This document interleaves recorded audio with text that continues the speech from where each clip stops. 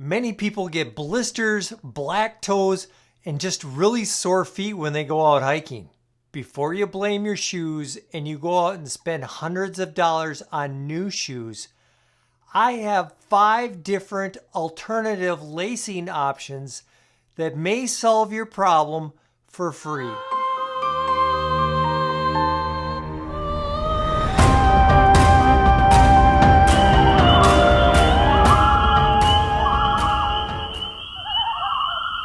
When you're hiking big miles with wet and dirty shoes, it can really take a toll on your feet. And when your shoes aren't fitting properly, it really exaggerates that problem.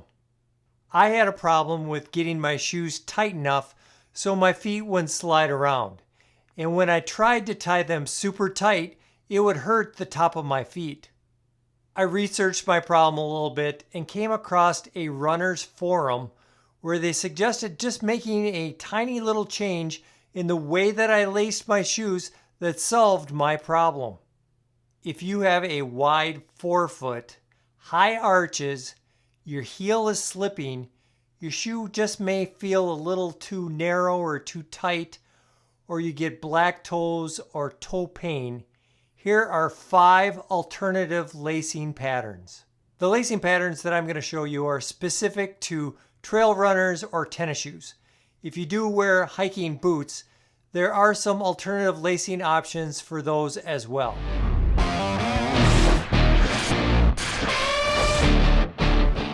High arches was my problem. When I try to tie my shoes really tight, it would hurt right here.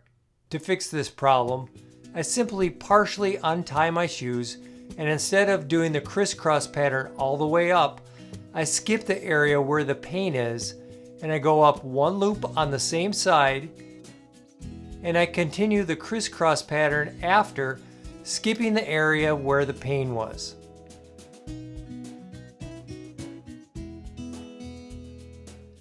Now I can really tighten my shoes without it being too tight in that area.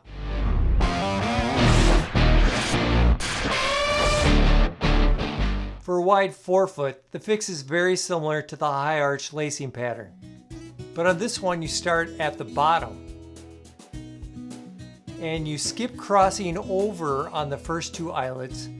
You go under and then you go over, going up the eyelets, and then start the crisscrosses to the top.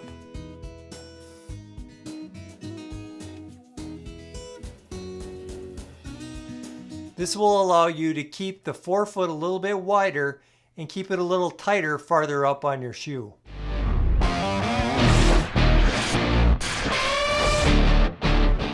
For heel slipping, I'm going to show you the heel lock or the runner's loop. This pattern is very common amongst runners. Most shoes have these extra eyelets on the top. Instead of crossing over into the final eyelet, go back in on the same sides, leaving a little loop. Run the lace over and through the loops on the opposite side.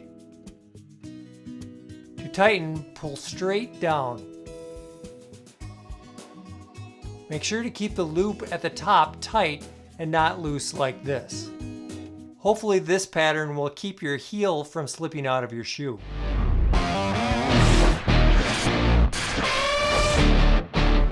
If your feet swell or maybe your shoes feel a little bit too narrow, I suggest that you try the parallel lacing pattern. Now this one is a little bit more complicated. I'm going to go slow, but if you want to try this, I recommend that you go back and watch this video again and pause it as you're doing it. Let's start with your shoe being totally unlaced. Go in from one side from the outside and do the same thing with the other side of the lace on the other side. Even out the laces. On the medial or inside, go up to the 3rd eyelet, skipping the 2nd one, and thread the lace from the inside, and then cross over to the parallel 3rd eyelet on the other side. But this time go from the top down in. Then skip the 4th eyelet and go up to the 5th. On the same side, and go inside, up and out, and cross over to the 5th parallel eyelet on the opposite side. Then go up to the last eyelet on the same side from underneath. Then you just need to do the same pattern on the other side with the remaining open eyelets. Remember, after crossing over, you want to go from the top through the eyelet. Cross over, top down through the eyelet, and go up through the final eyelet on the same side. Whew, that was a lot. But I hope that you'll try this if your feet swell or maybe your shoes are a little too narrow.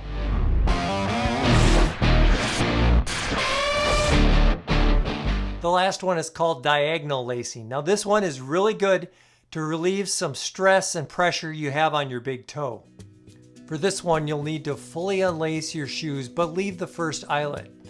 On the medial or inside of your shoe, take the lace that is near your big toe and go all the way up to the final eyelet on the opposite side, skipping all other eyelets. That side is done. You will have way too long of a lace on that side, so you'll want to pull the excess over to the other side for lacing, because that side is going to go through every single eyelet. Leave enough on the top though, so you have enough room to tie your shoes. Now with the really long lace, on the lateral or outside, go across diagonally, then straight across. Follow this pattern all the way up until you get to the top. If you have problems with your big toe, I highly recommend that you try this one. If you try any of these 5 alternative lacing options, I highly recommend that you go for a walk around your neighborhood or go for a short hike before you try it on your longer trip.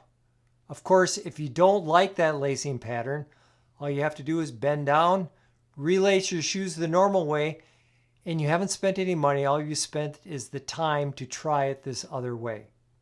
So if you also have problems with blisters on your feet, in addition to trying these lacing patterns, I highly recommend that you try sock liners or toe socks, or maybe even new inserts for your shoes.